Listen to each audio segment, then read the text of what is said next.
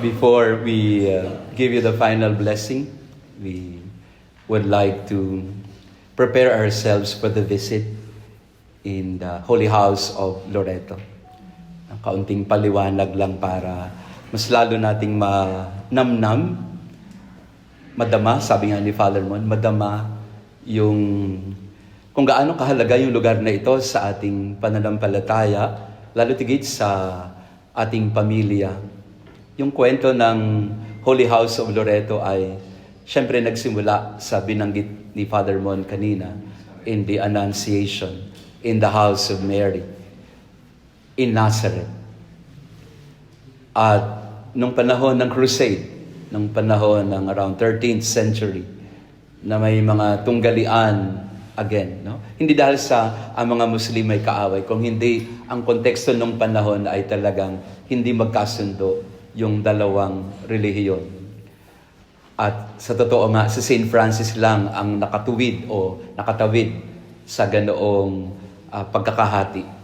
So nung panahon na yon, in the time of the Crusades, they wanted to protect the house of Mary in Nazareth.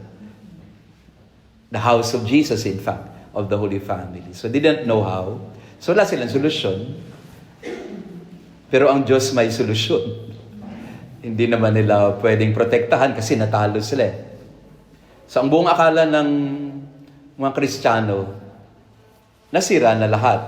Nasira na lahat ang mga ginawa, no, ni Saint Helena in the 3rd century at saka itong bahay ni Maria. Pero hindi nila alam na nilipad ng Diyos, no, ang bahay na ito galing sa Nazareth mismo sa pamamagitan ng mga anghel. Kung si Saint Mark in Venice ay dinala ng mga magnanakaw, dito walang magnanakaw. Ang mga anghel, ayon sa kwento, ay sila mismo ang nagtraslasyon, naglipat ng bahay ni Maria, ng banal na pamilya sa Nazareth patungo dito. Paano nila alam? Kasi sinuri ng mga scientist yung house na yan. At ang na-discover nila ay una, walang material na kapareho ng nasa Italy na material. Pangalawa, ang material ay nasa 1st century Palestine or Nazareth. At pangatlo, walang pundasyon yung bahay, pinatong lang. Pero hindi nasisira, hindi nagigiba. Hindi nakabaon sa lupa, pinatong, pero hindi natitibag o nasisira. That's the miracle of the Holy House of Loreto. The angels transporting the house of the Holy Family here. At hindi dire-diretso, ha? Hindi dire-diretso ang transport. May stopover sa Croatia. So, for at least twice, nag-stopover sa... no joke. Yung Our Lady of Loreto is considered as the patron saint of airlines. Ng mga eroplano, ng mga pilots, mga FA. Kasi nga, ito yung unang paglipad. No? Mahilig yung Holy Family sa paglipad. Remember? Flight to Egypt. Hindi sila lumipad. Siyempre, nag-camel sila. Pero narito, nakikita natin yung nililipad. Ibig sabihin, itinataas ng Panginoon ang mga mabababa. At si Maria, si Jose, mga simpleng tao lamang.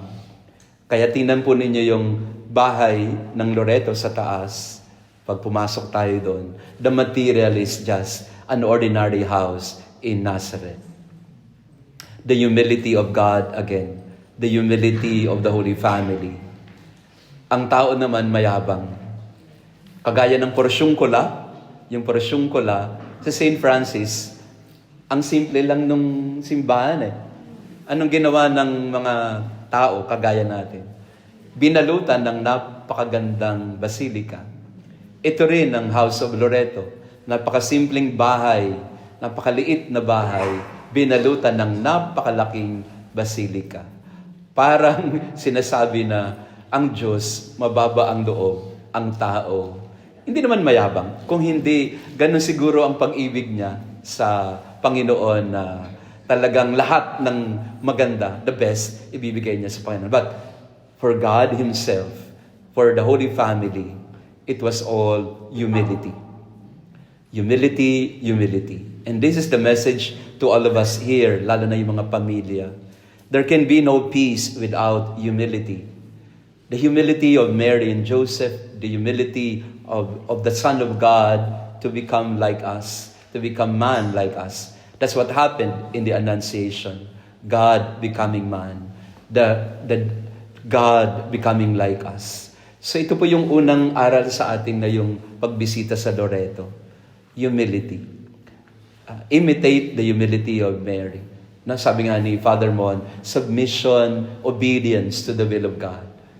At yun po ang sana ay magising sa ating puso sa araw na ito. Lord, what is your plan for our family?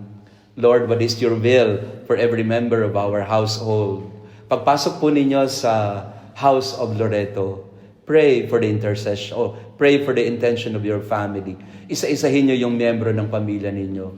Lord, I pray for my son, I pray for my daughter, I pray for my husband, my wife. We whisper a soft prayer, a humble prayer to the house of Loreto, to the house of Mary and Joseph, the house of Jesus. We whisper a prayer for our family. So let our visit today be for families. Kung maayos naman ng pamilya ninyo, pray for another family that you think would need the grace, the intercession, and the guidance of the Holy Family. Pagdasal natin na lahat tayo na bumisita ngayon, paglabas natin sa house of the Holy Family, we may also see and sense the humility and the presence of Jesus, of the Holy Family in our life.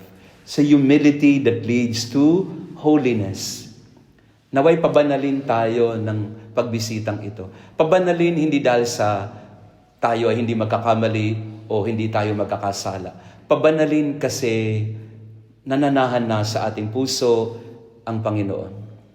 Si Maria, nanahan si Jesus sa kanyang puso, sa kanyang sinapupunan, sa kanyang tahanan. Ganon din ang pagbisita sa House of Loreto. Manahan ang Diyos sa ating puso, kung pwede pa sa inyong sinapupunan, pero marami sa inyo dito menopause na eh. So manahan na lang sa puso. At baka may humihingi ng humihingi na mabuntis. You know, the House of Loreto can help you. Yung mga gusto pong mabuntis po, magdasal po kayo na mabuntis kayo. Kayo, tita, wala na. Hindi na. And lastly, this humility that leads to holiness, because we are filled with the divine presence, may we also seek hope. Hope for our family. Marami hong pamilya ngayon, wala nang pag-asa. This visit to the House of Loreto, pray for hope in the family. We are pilgrims of hope. May pag-asa pa sa pamilya natin. Wag ho kayo mag-give up. Never give up on family. Never give up on your loved ones. If God does not give up on us, we should never give up on each other. There is always hope.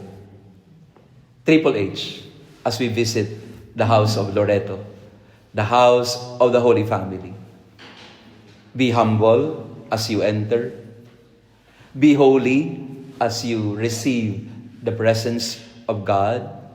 And fill your heart with hope, because in the end, God will not abandon your family. Holiness that leads to hope. Let that be our prayer in our visit.